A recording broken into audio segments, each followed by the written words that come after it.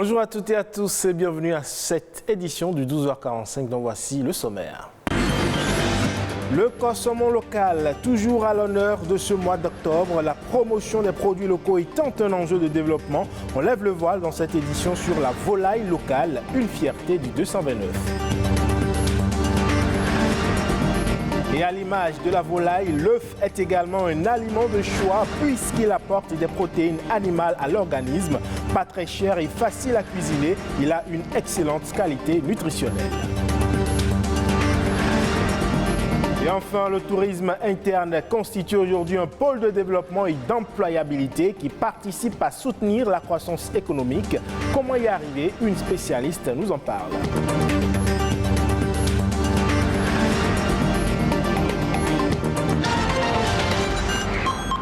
Bienvenue à vous si vous nous rejoignez. Vous le savez, le mois d'octobre a été décrété mois du consommant local dans l'espace UEMOA et donc par ricochet au Bénin. L'édition de cette année fait la promotion des produits d'élevage domestique, de la bonne viande produite au Bénin et qui est très consommée même au-delà de nos frontières. Voilà l'histoire d'une entreprise locale dont une ONG française assure des débouchés à l'étranger. William Tchoki est allé à la rencontre de cette entreprise locale.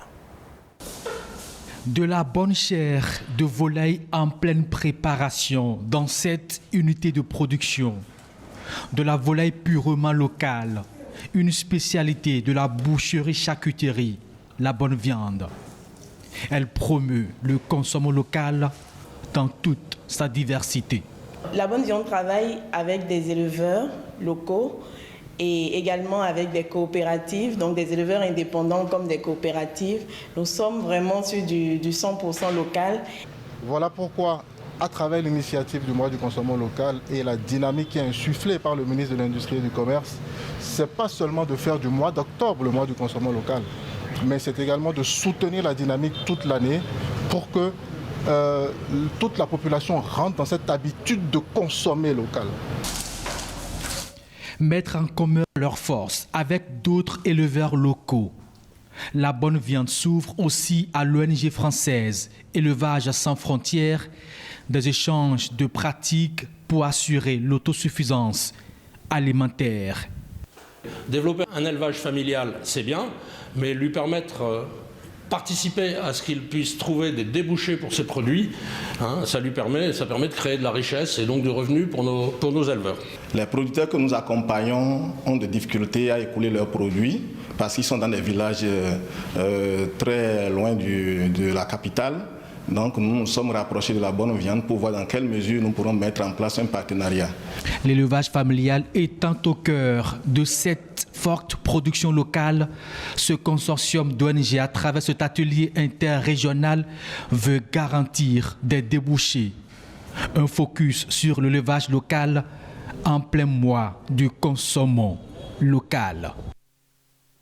Et à l'image de la volaille, eh bien, l'œuf également est un aliment de choix. C'est un concentré de micro- et macronutriments indispensables pour l'organisme. Les spécialistes de la santé recommandent d'ailleurs que chaque être humain consomme au moins un œuf par jour. Quel est l'incroyable pouvoir des œufs, notamment sur la santé humaine? Eh bien, Arnaud Avanan et Reine Ouiha pour plus de précision. L'œuf, un produit agricole issu d'élevage. Il est utilisé comme aliment humain, simple ou servant d'ingrédient dans la composition de nombreux plats. Il héberge l'embryon de poussin et des substances nutritives. Les œufs sont des aliments qu'on peut classer dans la catégorie des aliments protéiques. Donc, qui dit aliments protéiques, ce sont des aliments qui favorisent vraiment la croissance chez les enfants, le développement normal des enfants, parce que quand les enfants commencent pas à grandir, ils ont plus besoin d'acides aminés, ils ont besoin de protéines, et qui fait du bien aux enfants, qui aide les enfants à bien grandir. C'est une excellente source de choline, un composé qui joue un rôle important dans le développement et le fonctionnement du cerveau. Il dispose de nombreuses vertus. Quand on parle en termes de besoins nutritionnels de façon générale des individus, l'œuf ne fera pas du bien uniquement aux enfants, mais aussi aux adultes parce que l'œuf contient également d'autres nutriments. À l'exemple des caroténoïdes, ce sont des antioxydants. De façon plus spécifique, c'est la lutéine et la zéaxanthine. Ce sont des nutriments qui font du bien aux yeux, qui protègent les yeux contre les rayons ultraviolets du soleil et les rayons émis par nos écrans, nos téléphones que nous utilisons habituellement. Les œufs sont riches en fer et le fer permet de prévenir contre l'anémie. Au-delà de ces bienfaits, il est néanmoins utile de limiter sa consommation pour ne pas créer de problèmes digestifs. La consommation en œuf ne doit pas se faire tous les jours. Et une consommation régulière et excessive de l'œuf peut entraîner des inconforts digestifs, des flatulences. De nouveaux globules rouges sont formés grâce à la présence de la vitamine B9. Ils participent à la création de l'ADN ainsi que des acides aminés indispensables au développement cellulaire. Mais attention, selon une étude américaine, manger entre 3 et 4 œufs par semaine augmenterait de 6% le risque de maladies cardiovasculaires. Et aujourd'hui, le tourisme interne apparaît comme un apport au développement des territoires. Et sachant que le gouvernement s'évertue depuis 2016 à faire du tourisme un pôle de développement et d'employabilité, on se demande comment réussir cet objectif. Nadine Akogbito, professionnelle du tourisme, nous explique ici les enjeux du tourisme interne. Ce qui est déplorable pour la majorité des pays émergents tels que le Bénin, l'accent n'est pas mis sur le tourisme interne. Nous n'avons pas pris conscience réellement que la base du développement du tourisme réellement, c'est le tourisme interne.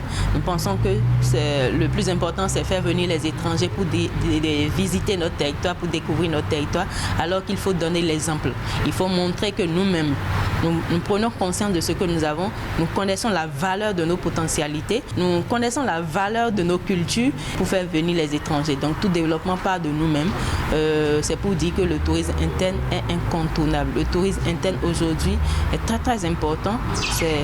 C'est la chose la plus importante à faire aujourd'hui pour rêver de meilleurs jours pour le tourisme béninois. Le tourisme interne, ça veut simplement dire de voyager sur le territoire national, c'est-à-dire quitter une commune pour une autre commune pour aller découvrir les merveilles de cette dernière, quitter une ville pour une autre pour aller découvrir les merveilles, les attraits touristiques, les potentialités que nous avons pour son propre plaisir ou pour autre motif. Je tiens à inviter tous les professionnels du tourisme, le personnel de l'industrie touristique, avant tout, avant de promouvoir leurs produits touristiques, de sensibiliser, de passer des messages de sensibilisation pour dire c'est très important de passer par le tourisme interne d'abord. J'appelle aussi les hommes du média de sensibiliser, de ne pas oublier d'en parler, puisque le développement du Bénin nous concerne tous. Et je fais un appel aussi aux élus locaux, aux responsables de communes, à faire de la sensibilisation au niveau des communautés, au niveau de nos communes respectives, sur l'importance du tourisme interne pour que ensemble nous donnons la main, nous collaborons pour atteindre cet objectif qu'est le développement du tourisme au Bénin. Et puis, hors de nos frontières, au Niger, la saison des pluies touche à sa fin avec l'espoir que les inondations se résorbent. Elles ont déjà fait près de 200 morts au cours des dernières semaines. Un drame humain, mais aussi un drame agricole puisque des centaines d'hectares ont été ravagés par les eaux. Correspondance de nos confrères de France 24. Pour accéder au village d'Angualzoulou, un véhicule motorisé est inutile. Les inondations ne laissent passer que les charrettes. Sur place, c'est un village fantôme que nous découvrons. Presque tous les habitants ont fui les intempéries, les pires depuis plusieurs décennies à Angualzoulou. On n'a jamais connu de telles inondations, vraiment, on n'a jamais connu ça. Dans la région de Zinder, plus de 90 000 personnes sont sinistrées, plus de 500 hectares agricoles sont détruits. Tous nos champs sont ici. Tous nos champs sont immergés. Jusqu'au prochain village, ce sont nos champs. Ils sont détruits. Il y a un de nos greniers ici, un autre là. Si on pouvait y accéder, on aurait récupéré une partie de la récolte. Angual Zoulou est situé dans une cuvette, une zone particulièrement inondable.